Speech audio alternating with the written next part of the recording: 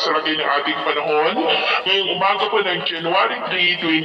2024 na kung saan sa ngayon ay patuloy pa rin po ang pag-ilal ng hanging amihan dito po sa malaking bahagi ng Luzon at sa ating long range forecast ay wala pa naman pong bagyo na nakikita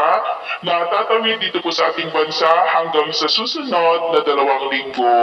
At sa lagay ng ating panahon ngayong madaling araw ay maayos ang panahon sa malaking bahagi ng ating bansa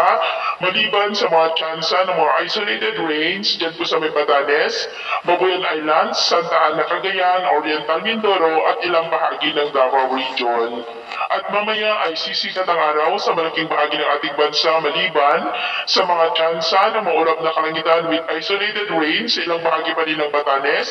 Babuyan Islands, Cagayan, Oriental Mindoro, northern part ng Palawan at Cotabato,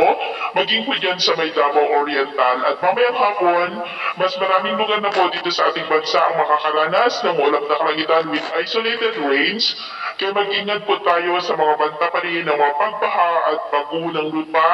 lalaking bahagi ng Mindanao, Northern Luzon at Southern Luzon. At sa atin naman pong mga baybayin, dahil sa amihan ay matataas pa rin ang mga alon sa seaboard po ng Ilocos Norte, Batanes, Babuyan Islands at seaboard ng Cagayan na ang mga alon ay posibleng aabot hanggang po sa 1.5 to 2.5 meters height. Iwasan muna natin ang papalaot dyan sa mga may kulay pula para mas makaiwas sa mga sakunang pangkaragatan.